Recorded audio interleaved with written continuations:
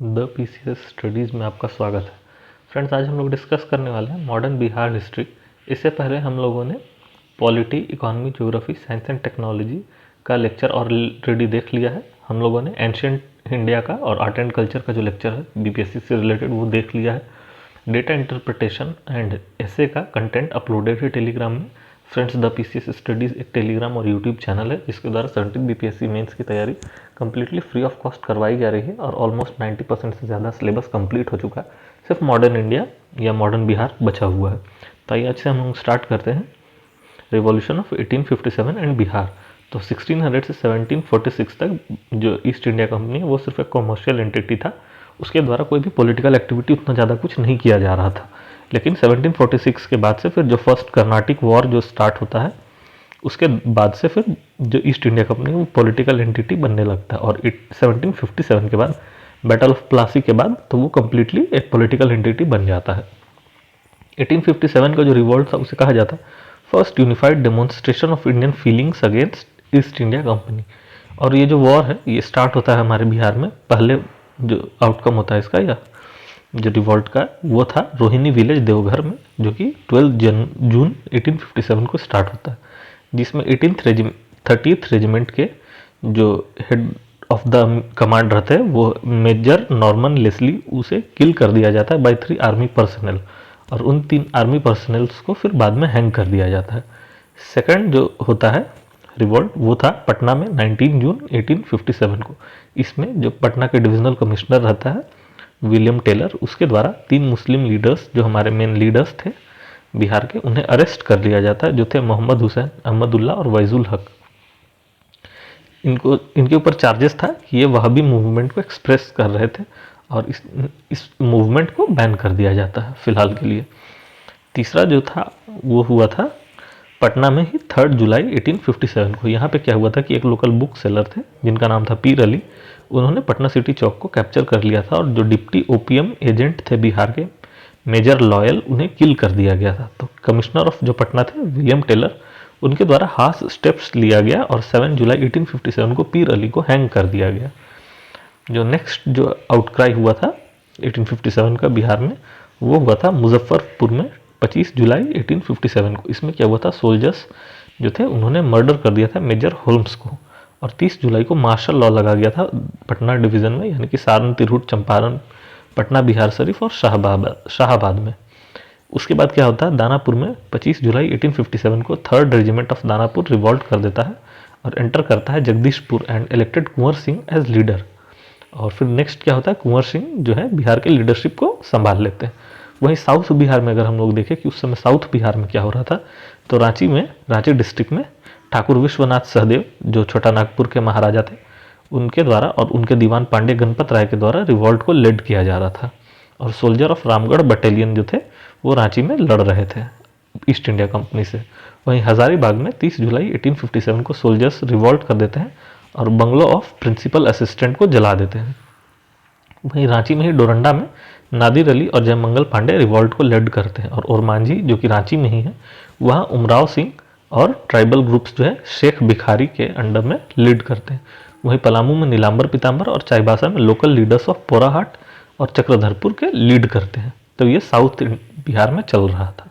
अब हम लोग देखते हैं कि पूरा बिहार का तो हम लोगों ने देख लिया, नॉर्थ बिहार का, साउथ बिहार का, कुंवर सिंह का लीडरशिप सब कुछ। अब हम लोग डिटेल में देखते हैं role of Kunwar Singh in 1857 revolt. तो हम लोग स्टार्ट करते हैं कि इंट्रोडक्शन में हम लोग को लिखना है कुंवर सिंह का बॉर्न जो है 1782 में हुआ था। फ्रेंड्स, ये बहुत जगह डाउट है इसमें कि कहीं कहीं पर 1782 में दिया जाता है इनका बर्थ और कहीं कहीं पर 1777 में दिया जाता है। तो आपको जो सही लगेगा आप एग्जाम में वो लिखिएगा।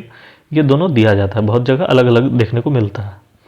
इन फैमिली ऑफ लैंडलॉर्ड्स में इनका जन्म हुआ था शाहाबाद भोजपुर में। He was neither exploitative nor communal. और डॉक्टर राम शरण शर्मा, आर एस शर्मा का कहना कि he was symbol of national unity and integrity. अब हम लोगों को इसके बॉडी में क्या लिखना है इस क्वेश्चन में, तो दानापुर रेजिमेंट रिवॉल्ट किया था 25 जुलाई 1857 को, ये हमने ऊपर देखा, and arrive to Arrah on 26 July on Jagdishpur, यानी कि ये रिवॉल्ट जो है दानापुर रिवॉल्ट वाले लोग जो है जगदीशपुर पहुंचते हैं और कुंवर सिंह से लीडरशिप की डिमांड करते हैं। Declared Kunwar Singh as their leader and made 10 K army, यानी कि 10,000 की आर्मी इकट्ठा होती है और कुंवर सिंह को अपना लीडर घोषित करती है। Got fort repair and led the factory for muskets, यानी कि गन बनाने की फैक्ट्री लगाई जाती है और फोर्ट्स को रिपेयर किया जाता है। 27 जुलाई को क्या होता है कि सीज कर लिया जाता है आरा को कुंवर सिंह के द्वारा और independent government of Arrah declare कर दिया जाता है, यानी कि आरा को ईस्ट इंडिया कंपनी से इंडिपेंडेंट डिक्लेयर कर दिया जाता है। डिसिप्लिन मेंटेन किया जाता है, यूरोपियंस को मारा या असॉल्ट नहीं किया जाता है। कैप्टन डेनेवर जो है वो दानापुर से मार्च करते हुए आता है आरा में कुंवर सिंह से लड़ने के लिए। जो बैटल ऑफ आरा होता है जिसमें डेनेवर और उसके सोल्जर्स हार जाते हैं और का आरा जो है वो इंडिपेंडेंट रह जाता है। इसे देखते हुए फिर विंसेंट आयर नाम का एक बंगाल आर्टिलरी का ऑफिसर आरा आता है बक्सर से और अटैक करता है आरा को, जिसमें बैटल होता है बीबीगंज और बिहियां का। इसमें कुंवर सिंह जो है वो गुरिल्ला टैक्टिक्स अपनाते हैं, बट ये पता चलता है कि थोड़ा सा हमारा आर्मी जो है वो वीक है, तो कुंवर सिंह जो है वो गुरिल्ला टैक्टिक्स अपना करके कैमूर के साइड चले जाते हैं और अमर सिंह को लीडरशिप देके चले जाते हैं वो। फिर क्या होता है, कुंवर सिंह अराइव करते हैं रोहतास में। उसके बाद फिर रामगढ़ बटालियन जो हमने देखा था कि साउथ बिहार में चल रहा था, तो वो भी कुंवर सिंह को अपना लीडर मान लेते हैं। उसके बाद फिर धीरे धीरे क्या होता है कि कुंवर सिंह जो है वो उत्तर प्रदेश में मूव कर जाते हैं, जिसमें वो बांदा, लखनऊ, कानपुर ये सब जगह में ट्रैवल करते हैं। फिर जब वो लखनऊ पहुंचते हैं तो नवाब ऑनर करते हैं उन्हें royal dress, rupees and royal decree, यानी कि रॉयल उन्हें ड्रेस, आप इसे इस तरह से याद कर सकते हैं, R R R, royal dress मिलता है उन्हें, रुपीज़ मिलता है और रॉयल डिक्री मिलता है। इसके बाद वो अयोध्या चले जाते हैं, फिर वहाँ से कानपुर, और कानपुर में जो बैटल चल रहा था उसमें पेशवा नाना साहब और तात्या टोपे के साथ वो लड़ाई लड़ते हैं as a divisional commander of Peshwa army. उसके बाद फिर वो मूव करते हैं आजमगढ़ में। आजमगढ़ में यहाँ पे आपको 3A याद रखना है, ए और ए, और इस ए में आपको याद रखना है कि आजमगढ़ में हुआ था ये। उसके बाद यहाँ पे क्या हुआ था, अली करीम से वो मिले थे और बैटल ऑफ अट्रोलिया यहाँ पे हुआ था। तो वो सबसे पहले कानपुर से आजमगढ़ जाते हैं, यहाँ पे अली करीम नाम का व्यक्ति मिलता है जो 300 आर्मी के साथ उन्हें सर्व करने आता है। बैटल ऑफ अट्रोलिया होता है जिसमें कर्नल मिलमैन और कुंवर सिंह की लड़ाई होती है, जिसमें कुंवर सिंह जीत जाते हैं और मिलमैन भाग जाता है। आजमगढ़ इंडिपेंडेंट रह जाता है। उसके बाद फिर कैनिंग जो है गवर्नर जनरल, वो इंस्ट्रक्शन देता है कि कुंवर सिंह को किसी भी तरह से पकड़ना है। तो फिर वो भेजता है लॉर्ड कुक को फ्रॉम इलाहाबाद एंड लुगाई फ्रॉम लखनऊ कि कुंवर सिंह को पकड़ा जाए। तो फिर वो आर्मी जो है वो आजमगढ़ आती है। तो कुंवर सिंह यहाँ पे एक टैक्टिक्स लगाते हैं कि आर्मी को अपने 2 पार्ट में डिवाइड करते हैं। एक पार्ट को वो आजमगढ़ में छोड़ देते हैं प्रोटेक्ट करने के लिए फोर्ट को, और दूसरा आर्मी को जो आधा पार्ट था उसे लेकर जगदीशपुर की तरफ वापस मूव करते हैं। यानी कि यहाँ पे अगर बिहार है तो यहाँ से वो ऐसे करके यूपी पूरा गए, कानपुर, अयोध्या, लखनऊ, ये सब। उसके बाद फिर वो वापस रिटर्न करते हैं जगदीशपुर की तरफ।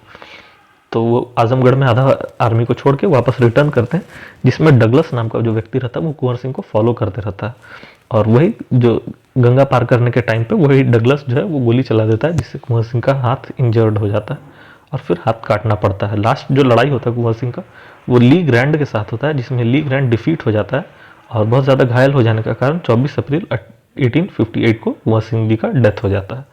तो ये हमने रोल ऑफ कुंवर सिंह देख लिया इंडियन नेशनल फ्रीडम स्ट्रगल या फिर बिहार के फ्रीडम स्ट्रगल में। अब हम लोग नेक्स्ट देखते हैं वेस्टर्न एजुकेशन इन बिहार। तो इसमें हम लोगों को इंट्रोडक्शन में क्या लिखना है कि इंडिया जो है या फिर बिहार जो है वो लैंड ऑफ ओल्डेस्ट यूनिवर्सिटीज़ रहा है, जैसे नालंदा, वेदांतपुरी, विक्रमशिला, ये सब का। लेकिन फिर क्या होता है, मिडिवल एज में ये सब थोड़ा डिक्लाइन हो जाता है, फिर इसका रिवाइवल होता है ब्रिटिश एज में।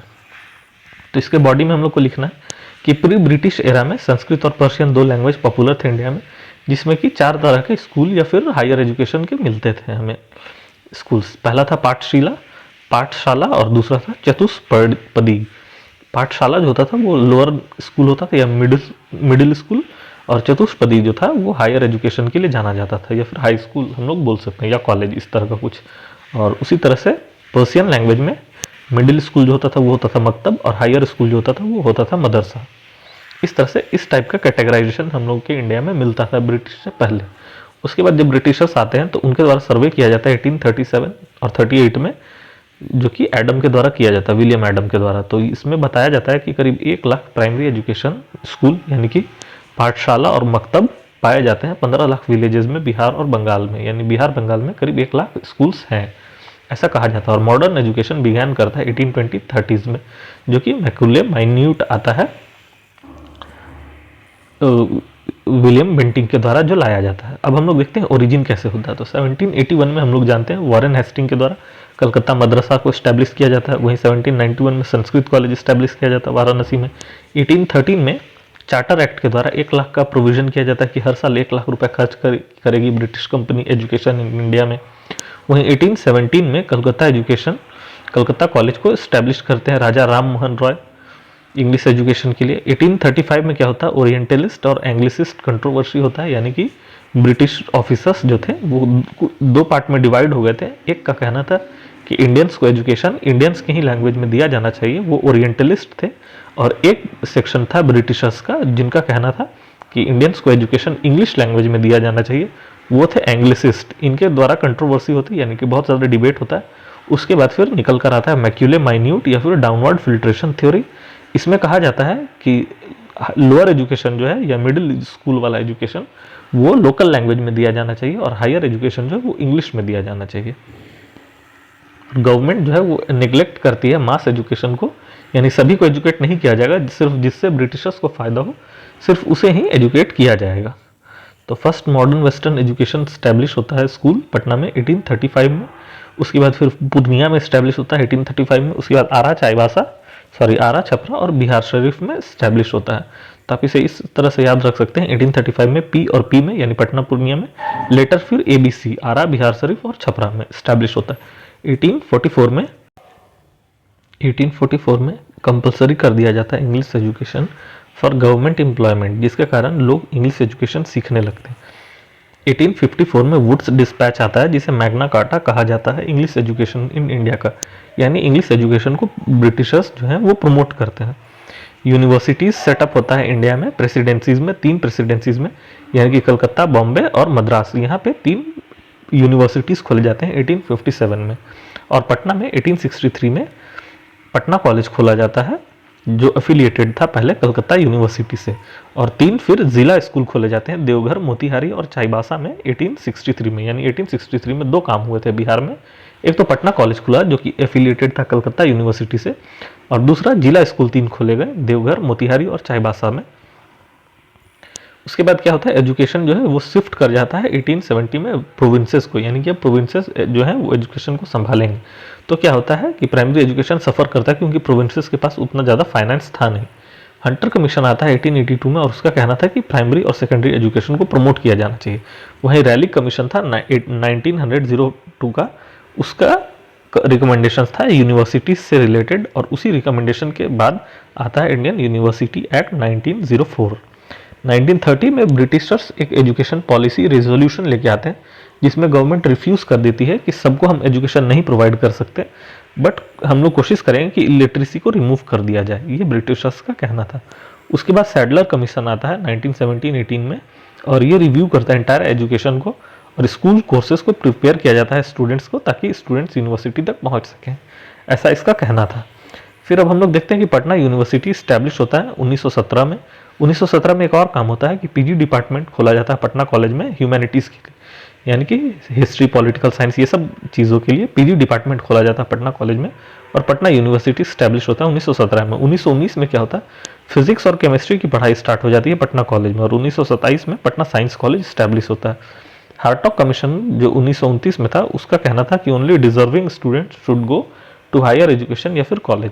वहीं सार्जेंट प्लान जो था उसका कहना था कि ब्रिटिशर्स जो है वो बहुत ज़्यादा अफोर्ड नहीं कर सकते इंडियन एजुकेशन को। वहीं 1932 में Bihar college of engineering establish किया गया जो 2004 में बदलकर NIT पटना हो गया। अब हम लोग देखते हैं टेक्निकल एजुकेशन इन बिहार। तो टेक्निकल एजुकेशन में हम लोग देखते हैं 1902 में एग्रीकल्चर रिसर्च सेंटर जो खोला गया पूसा में, 1925 में PMCH खोला गया, 1926 में Indian school of mines ISM Dhanbad जो भी IIT धनबाद हो गया है, 1926 में गवर्नमेंट स्कूल ऑफ आयुर्वेद खोला गया, 1930 में पटना वेटनरी कॉलेज को खोला गया। और कौन कौन से पर्सनैलिटीज़ थे जो एजुकेशन के लिए काम कर रहे थे बिहार में, तो DAV स्कूल्स जो है आर्य समाज के द्वारा, और ब्रह्मो समाज के द्वारा राजा राम मोहन रॉय के द्वारा राममोहन सेमिनरी, ये सब स्टैब्लिश हो रहा था। मुस्लिम एजुकेशन के लिए क्या काम हो रहा था, तो 1872 में इमदाद अली खान नाम के व्यक्ति जो थे उन्होंने बिहार साइंस सोसाइटी की स्टैब्लिशमेंट किया मुजफ्फरपुर में, और इसका सेकंड ब्रांच जो है स्टैब्लिश हुआ पटना में 1873 में। 1886 में मोहम्मदन एजुकेशन सोसाइटी स्टैब्लिश हुआ पटना में, और संसुल उलेमा मोहम्मद हसन नाम के व्यक्ति थे जो बहुत इंपॉर्टेंट रोल प्ले किए मुस्लिम एजुकेशन इन बिहार के लिए। अब हम लोग देखते हैं वुमेन एजुकेशन इन बिहार। तो वुमेन एजुकेशन में 1847 में पहला गर्ल्स स्कूल खोला गया, सेंट जोसेफ स्कूल पटना। 1867 में फिर और 2 स्कूल खोले गए गर्ल्स के लिए पटना में। 1914 में combined government of Bihar and Orissa ने एक सर्वे कराया कि फीमेल एजुकेशन का स्टेटस क्या है। उस सर्वे से ये पता चला कि हमें गर्ल्स स्कूल खोलना चाहिए बांकीपुर में और एक वुमेन कॉलेज खोलना चाहिए हर एक कमिश्नरी में।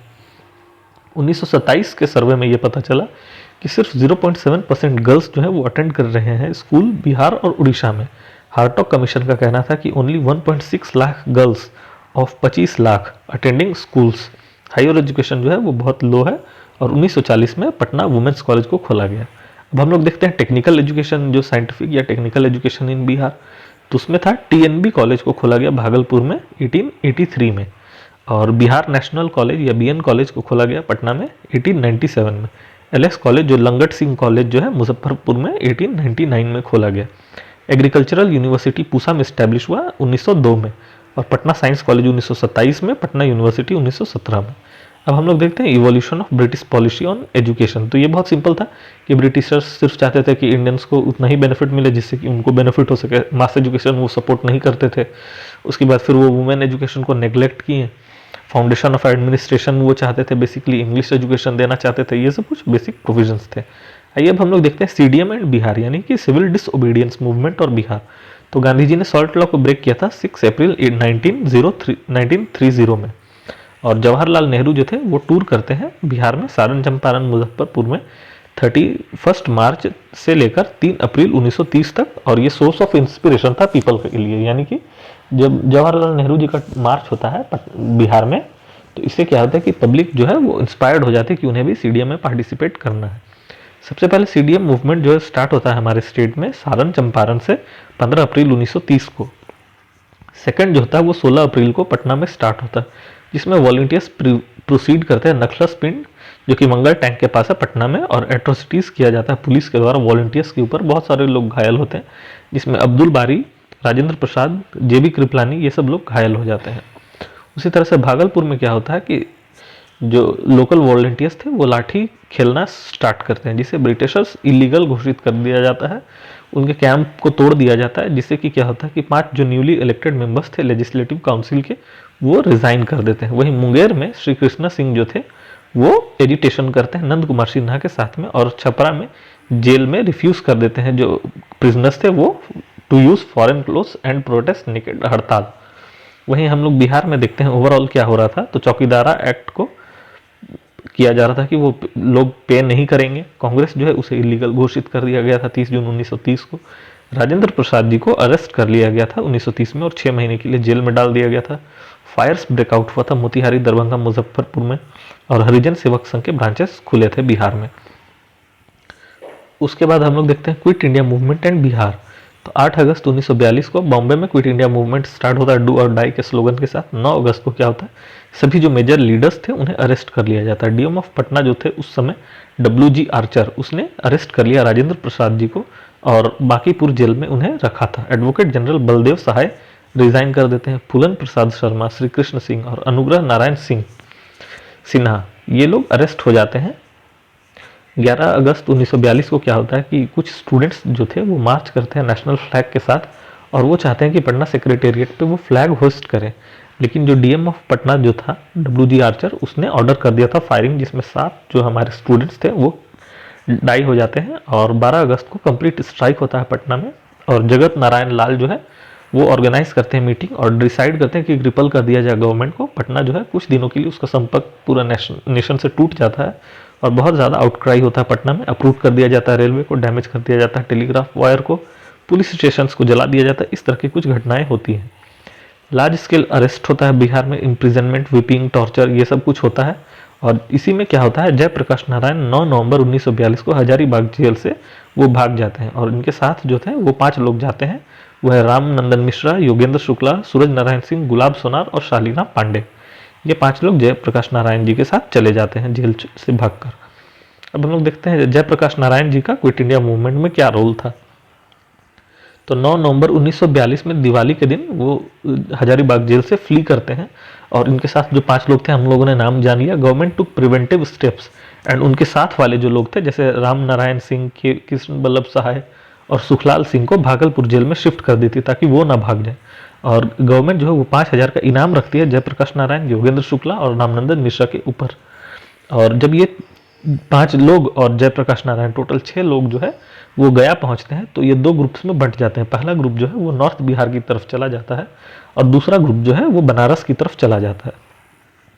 फिर लेटर जयप्रकाश नारायण जो है वो नेपाल चले जाते हैं।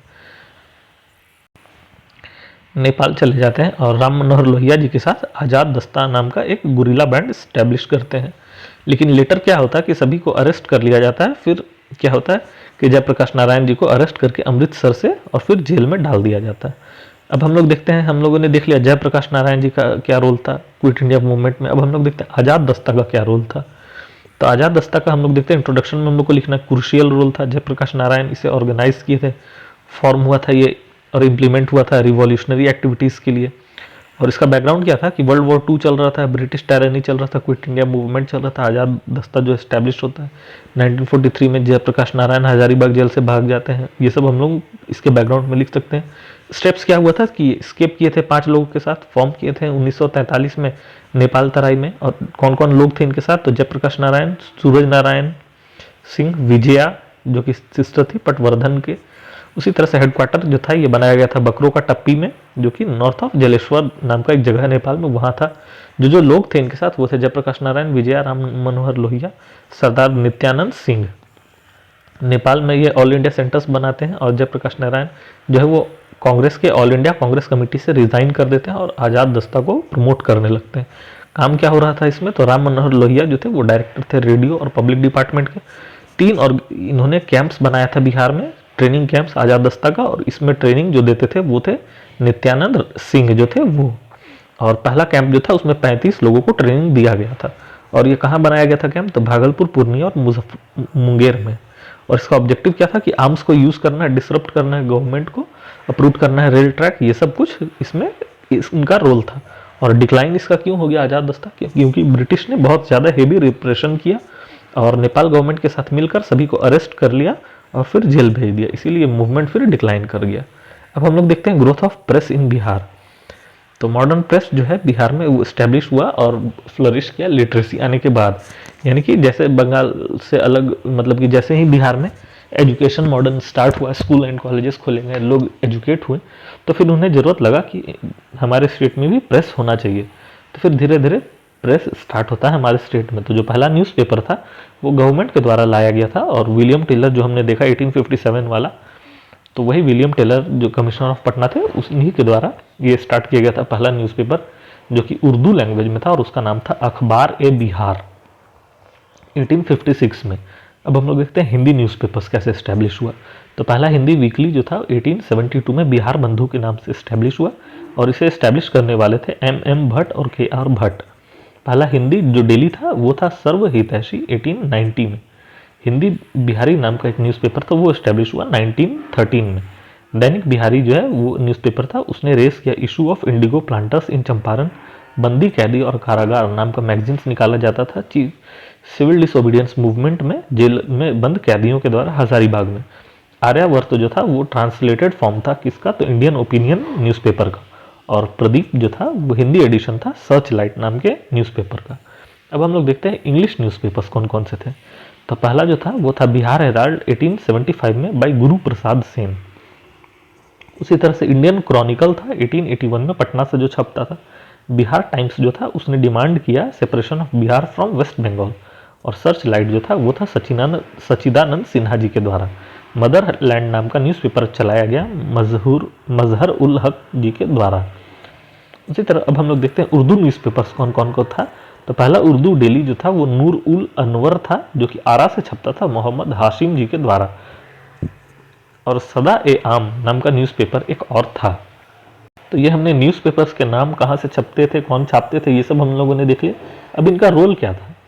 तो बिहार बंधु जो है वो बिहारी इंटरेस्ट के लिए काम कर रहा था, लैमेंट किया था, यानी कि उन्होंने दुख जताया था कि दरभंगा राज्य जो है वो ब्रिटिशर्स को प्रमोट कर रहा है, ना कि लोकल लोगों को। बिहार के कंडीशंस पे उसे दुख होता था। कैंपेन अगेंस्ट सोशल इल्स जैसे सती प्रथा, चाइल्ड मैरिज के अगेंस्ट ये काम कर रहा था न्यूज़पेपर। प्रोमोटेड विडो रिमैरिज, उसी तरह से सपोर्ट किया था इसने हिंदी अगेंस्ट पर्सियन।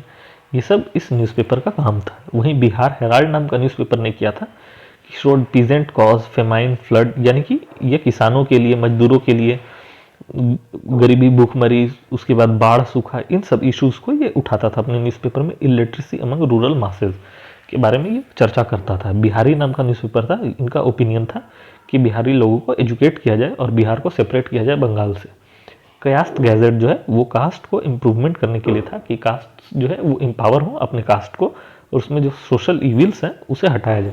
वहीं सर्च लाइट नाम का जो न्यूज़पेपर है वो हाई कोर्ट ऑफ बिहार ने इसके अगेंस्ट कंटेम्प्ट ऑफ कोर्ट लगा दिया था, और इससे बचने के लिए फिर मोतीलाल नेहरू और तेज बहादुर सप्रू जी पटना आए थे और इन्होंने इस केस को लड़ा था। अब आइए हम लोग देखते हैं नेक्स्ट में फ्रेंड्स, ये क्विट इंडिया मूवमेंट है। तो ये हम लोग जब मॉडर्न इंडिया देखेंगे तब हम लोग देखेंगे। ये अभी आप लोग मत पढ़िएगा, और अगर चाहे तो पढ़ सकते हैं। इसमें बहुत ही ज़्यादा इजी लैंग्वेज में लिखा गया, और ये बिपिन चंद्रा का जो इंडिया स्ट्रगल फॉर इंडिपेंडेंस वाला जो बुक है, बिपिन चंद्रा का मोटा वाला, उस बुक का ये समरी है क्विट इंडिया मूवमेंट का। तो आप लोग इसे पढ़ सकते हैं। ये बहुत आसान लैंग्वेज में लिखा हुआ, तो इसमें बहुत ज़्यादा एक्सप्लेन करने का कुछ है नहीं, आप लोग इसे पढ़ सकते हैं। अब आइए हम लोग ट्राइबल अपराइजिंग देखते हैं। तो इसमें बहुत ज़्यादा कुछ है नहीं पढ़ने के लिए। ये वाला तो हम लोग को पढ़ना नहीं, क्योंकि ये ट्राइबल अपराइजिंग एक्चुअली में था नहीं, ये सिविल अपराइजिंग था। तो हम लोग यहाँ से स्टार्ट करते हैं ट्राइबल अपराइजिंग, जिसमें हम लोग छोटा छोटा देखते हैं कि चेरो रिवॉल्ट जो हुआ था वो चूड़ामन राय के द्वारा किया गया था, और यहाँ पे किंग जो था वो माइनर था, और ये रेजेंसी ऑफ शिव प्रसाद राय के रेजेंसी में यहाँ का किंग जो है वो काम कर रहा था, और पीपल्स के जगह पे ब्रिटिशर्स के लिए काम कर रहा था।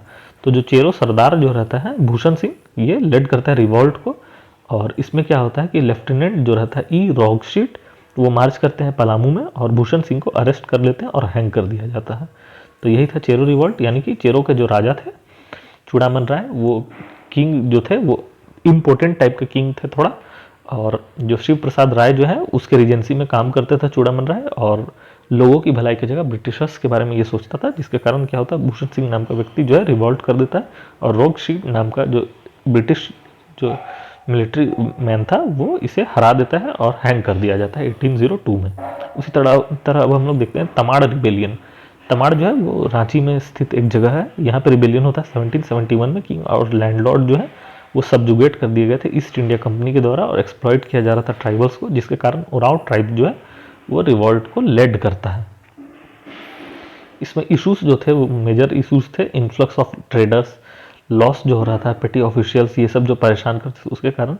और ऐसा कहा जाता है कि ट्राइबल्स जो थे वो अनसब्जुगेटेड थे और remain free under Nagvanshis and Mughals, यानी कि नागवंशीज जो यहाँ के राजा थे और मुगल, उनके अंडर भी ये ट्राइबल्स जो है वो फ्री एंड इंडिपेंडेंट थे। बट ब्रिटिशर्स के आने के बाद इन पे बहुत ज़्यादा रेस्ट्रिक्शंस लगा दिया गया था और बहुत ज़्यादा इनसे कंट्रोल किया जा रहा था। इसके कारण रिबेलियन होता है, और फिर फाइनली जो ब्रिटिशर्स हैं इन्हें रिबेल करके दबा दिया जाता है रिबेल को। उसी तरह से हम लोग हो रिबेलियन देखते हैं जो 1820 या 21 में होता है। ये सिंहभूम जिले में होता है, पश्चिम सिंहभूम जिले में, जो झारखंड में है। और इसमें किंग जो है वो ट्राई टू रिड्यूस हो इनटू सबमिशन किया जाता है। इसमें भी मेजर रॉकशीट जो है वो ट्राई करते हैं सप्रेशन का और फिर बाद में सबऑर्डिनेशन का। इसी तरह से हम लोग नेक्स्ट देखते हैं कोल रिबेलियन। इसमें क्या होता है 1821 में Raja of Singhbhum agreement with East India Company neglected tribal affairs, zamindar and money lenders petty officials issues. इसमें होता है women of Kol abducted by दिक्रूज।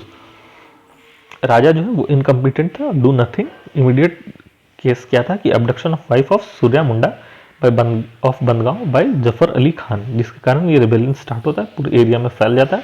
Finally क्या होता है 1832 में कोल्स जो है वो डिफीटेड हो जाते हैं।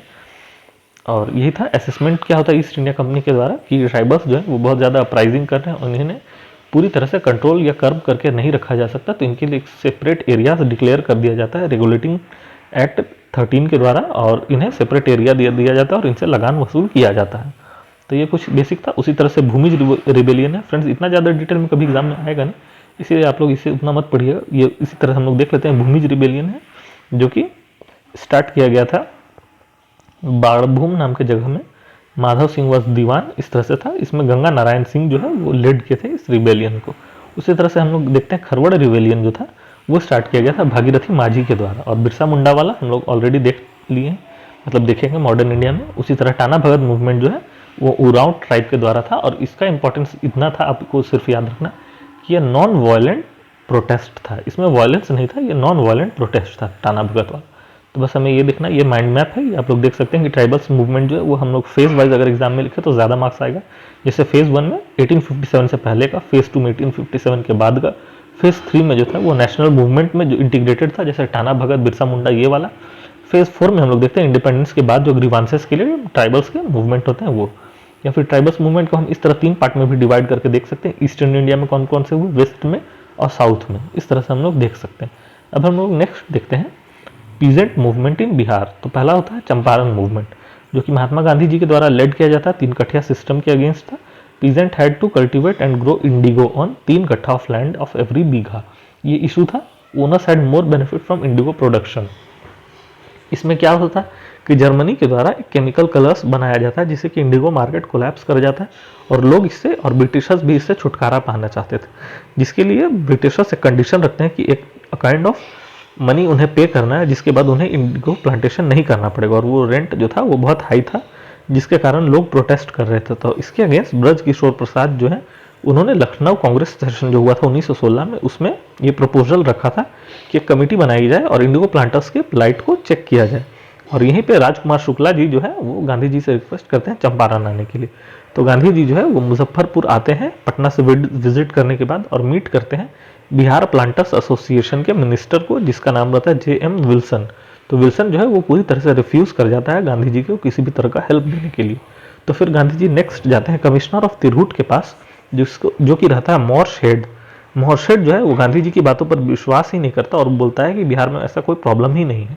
तो यानी कि गांधी जी 2 कोई से जाते हैं रिक्वेस्ट करने, दोनों को डिक्लाइन कर देता है। तो विल्सन जो प्लांटर्स एसोसिएशन का हेड रहता है, और दूसरा कमिश्नर ऑफ तिरहुट जो रहता है मोर्शेड, ये दोनों ही गांधी जी के बात को मानने से मना कर देते हैं। तो गांधी जी, राजेंद्र प्रसाद, कृपलानी जी, महादेव देसाई, नरहरि पारिक, ऐसे लोग जो हैं वो चंपारण पहुंचते हैं और स्टार्ट कर देते हैं इंडिगो मूवमेंट। डिप्टी गवर्नर जो है एडवर्ड गेट, वो प्रपोज करता है एक कमेटी, क्योंकि अब गांधी जी लोगों के साथ प्रोटेस्ट करने पहुंच गए थे। तो फिर डिप्टी गवर्नर जो रहता है एडवर्ड गेट, वो प्रपोज करता है कमेटी, और गांधी जी भी उसके मेंबर रहते हैं। कन्विंस कर लेते हैं कि 3 कट्ठिया सिस्टम जो है वो फॉल्टी था, और गवर्नमेंट जो है वो कंपनसेशन देती है लास्ट में फिर 25%, और मूवमेंट जो है वो सॉल्व हो जाता है। ये एक सोशल मूवमेंट था, इसलिए क्योंकि इसमें न सिर्फ इकोनॉमिक बल्कि पॉलिटिकल और सोशल इश्यूज को भी ध्यान में रखा गया था। फिर 1919 में पीजेंट्स ऑफ मधुबनी जो स्टार्ट करते हैं स्ट्रगल अगेंस्ट दरभंगा महाराज और fight for their right to obtain fruits and woods from forest. ये स्प्रेड कर जाता है पूर्णिया, सहरसा, भागलपुर जैसे रीजन्स में, और दरभंगा महाराज जो है वो कंस्टिट्यूट करते हैं एक रीजनल असेंबली 1922 में, और लेटर जो है वो डिमांड्स को मान लेते हैं पीजेंट्स का, जिसके कारण ये मूवमेंट फिर सॉल्व हो जाता है। उसी तरह पीजेंट मूवमेंट होता है 1922-23 में मुंगेर में, जिसमें श्री कृष्ण सिंह और मोहम्मद जुबैर जो है वो फाइट करते हैं पीजेंट्स राइट के लिए। 1928 में किसान सभा बनाया जाता है सहजानंद सरस्वती जी के द्वारा, और 1929 में वल्लभ भाई पटेल बिहार में टूर करते हैं किसान के इश्यूज को एड्रेस करने के लिए। किसान सभा बहुत जगह बनने लग जाता है, गया, मुजफ्फरपुर, हाजीपुर जैसे जगहों में, और जो लीडर्स हैं वो डिमांड करते हैं कैनाल सेस और एग्रीकल्चर सेस को रिडक्शन के लिए। उसी तरह 1930 आ जाता है, जिसमें CDM मूवमेंट जो चलता है, सिविल डिसओबीडियंस मूवमेंट, उसमें चौकीदारा एक्ट सिस्टम के अगेंस्ट लोग आवाज़ उठाते हैं। किसान सभा बनाया जाता है जहानाबाद में 1931 में, और कांग्रेस फॉर्म करती है inquiry committee under chairman of Rajendra Prasad, और उसमें लोग जो मेंबर्स थे वो थे श्री कृष्ण सिंह, अब्दुल बारी, बलदेव सहाय, कृष्ण सहाय, ये मेंबर्स थे जो किसान लोगों के लिए आवाज़ उठाते हैं। फिर सिविल डिसओबीडियंस मूवमेंट 1932 में वॉयलेंट पीजेंट प्रोटेस्ट होता है।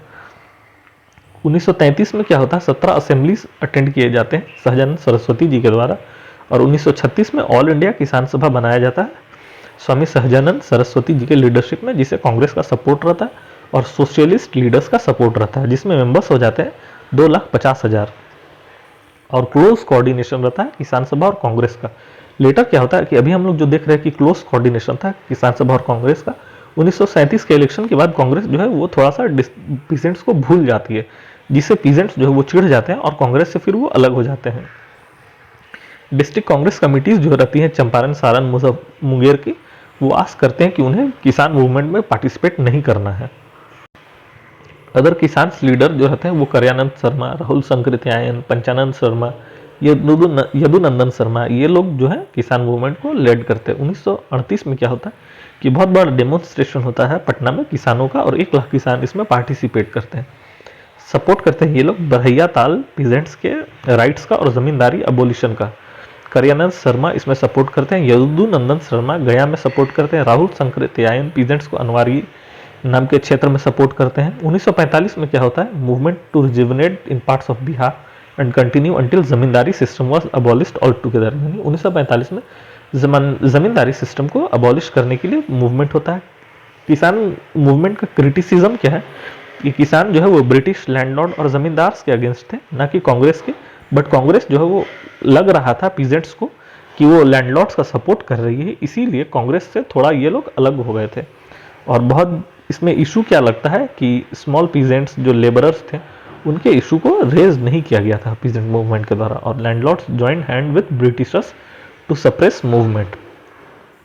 Regional differences of peasant demands जो होता है उसे एड्रेस नहीं किया जाता, और British played divide and rule policy. और इसमें हम लोगों को रोल ऑफ सहजानंद सरस्वती जो है उन्हें भूलना नहीं चाहिए। अब फ्रेंड आइए हम लोग देखते हैं contribution of women of Bihar in freedom movement. तो इसमें हम लोग को देखना है कि वुमेन पार्टिसिपेट किए थे, प्रोवाइड शेल्टर करती थी, वायलेंट प्रोटेस्ट भी है था इसमें, सीक्रेट सर्विसेज प्रोवाइड करती थी, नॉन वायलेंट प्रोटेस्ट, यानी हर तरह से वुमेन ने पार्टिसिपेट किया था। एनसीएम यानी कि नॉन कॉपरेशन मूवमेंट में इन्होंने पार्टिसिपेट किया था कि ये यूटेंसिल्स, क्लोथ्स, ये सब बैंगल्स यूज़ नहीं करेंगे foreign. Protest, picketing, liquor shops और यूज़ ऑफ खादी ये सब प्रोमोट करेंगी। बसंती देवी और उर्मिला देवी का इसमें मेजर रोल था। उसी तरह से सीडीएम यानी सिविल डिसोबीडियंस मूवमेंट में हम लोग देखते हैं कि इन्होंने डिफाई किया था अनजस्ट ब्रिटिश लॉज को। ये पार्टिसिपेट कर रही थी सॉल्ट सत्याग्रह में, participate in illegal manufacturing and selling of salt में, बॉयकॉट एंड पिकेटिंग में, government gave arrest as a symbol of protest. और इसमें श्रीमती सत्यवती देवी और विंध्यवासिनी देवी जी का मेजर रोल था। ये नाम हमें याद रखने हैं। क्विट इंडिया मूवमेंट में वुमेन का पार्टिसिपेशन बहुत ज़्यादा था, ओपन और अंडरग्राउंड दोनों में, रैलीज एंड प्रोटेस्ट में, डिस्ट्रीब्यूशन ऑफ पैम्फलेट्स में, स्ट्राइक करने में। प्रभावती देवी जो wife of Jayaprakash Narayan they played a crucial role in sheltering revolutionaries and managing underground communication network. इसमें सुचिता कृपलानी जी का भी बहुत ज़्यादा रोल था। रिवॉल्यूशनरी एक्टिविटीज़ में वुमेन पार्टिसिपेट कर रही थी, financial aid, intelligence, safe shelters provide कर रही थी। सेवरल वुमेन्स जो हैं वो आईएनए यानी कि Indian National Army of Subhash Chandra Bose में भी पार्टिसिपेट कर रही थी। सुचिता कृपलानी जी का अरेस्ट हुआ था क्विट इंडिया मूवमेंट में। पॉलिटिकल एंड सोशल मोबिलाइजेशन ये कर रही थी, वुमेन ऑर्गेनाइजेशंस बन रहा था, मोबिलाइज कर रहे थे फीमेल को। उसी तरह से इसमें भगवती देवी और वाइफ ऑफ अनुग्रह नारायण सिंह, इनका मेजर रोल था। 1919 में वुमेन कॉन्फ्रेंस हेल्ड किया जाता है पटना में। Wife of Jayaprakash Narayan and daughters of Braj Kishore Prasad, इनका मेजर रोल था। राम प्यारी देवी जी जो सहजानंद सरस्वती जी को हरा चुकी थी इलेक्शन में। उसी तरह से आमला मुखर्जी नाम की जो महिला थी उनका रोल था मुजफ्फरपुर में व्हील सिस्टम के अगेंस्ट में।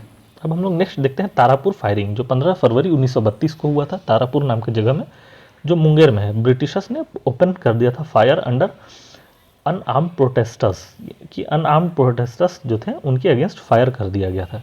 इसमें हो क्या रहा था कि चीफ सिविल डिसोबीडियंस मूवमेंट चल रहा था 1930 से 34 में, और इसमें बिहार इंपॉर्टेंट रोल प्ले कर रहा था। और ब्रिटिशर्स का काम क्या था कि हेवी सप्रेशन। इसमें इवेंट क्या हुआ था कि जो लोग हैं वो पीसफुल प्रोटेस्ट कर रहे थे 15 फरवरी 1932 को। Large crowd of freedom fighters और लोकल विलेजेस जो है वो गैदर किए थे तारापुर में, और वो चाहते थे कि हम लोग अपना नेशनल फ्लैग को पुलिस स्टेशन में फहराएं। और ये गांधीयन आइडिया से इंस्पायर्ड थे नॉन वायलेंट रेजिस्टेंस के लिए, मतलब कि ये नॉन वायलेंट तरीके से चाहते थे कि पुलिस थाने में ये लोग अपना झंडा को फहराएं। पर ब्रिटिशर्स ऐसा नहीं होने देना चाहते थे, उन्होंने ऑर्डर कर दिया रुकने के लिए, पर ये लोग नहीं माने। तो फिर ब्रिटिशर्स ने ओपन कर दिया फायर ऑन अनआर्म्ड लोग जो थे, अनआर्म्ड थे, उनके अगेंस्ट फायर कर दिया गया, जिसमें करीब 35 जो अनआर्म्ड फाइटर्स थे उनका डेथ हो जाता है और सेवरल जो है वो इंजर्ड हो जाते हैं। और लेकिन फाइनली होता क्या है कि नेशनलिस्ट जो है वो होइस्ट करते हैं फ्लैग ऑन पुलिस स्टेशन। और इससे पूरे इंडिया और बिहार में शॉक हो गया था लोगों में कि ऐसा क्यों हुआ, क्योंकि ये नॉन वायलेंट प्रोटेस्टर्स थे, इनके अगेंस्ट फायरिंग कर देना ये बहुत ज़्यादा इलीगल था। The massacre intensified local participation, arrest, imprisonment, torture बढ़ गया था। Remain as a symbol of courage and determination, आज भी हम लोग इसे रिकॉग्नाइज करते हैं। और फिर बाद में इसके लिए मेमोरियल बनाने की बात चल रही है। इंक्लूजन ऑफ इसको किया गया है बिहार हिस्ट्री करिकुलम में, हिस्ट्री बुक्स में, और कंक्लूजन है कि ये सोर्स ऑफ इंस्पिरेशन है हमारे लिए। अब हम लोग नेक्स्ट देखते हैं इंडिविजुअल सत्याग्रह इन बिहार।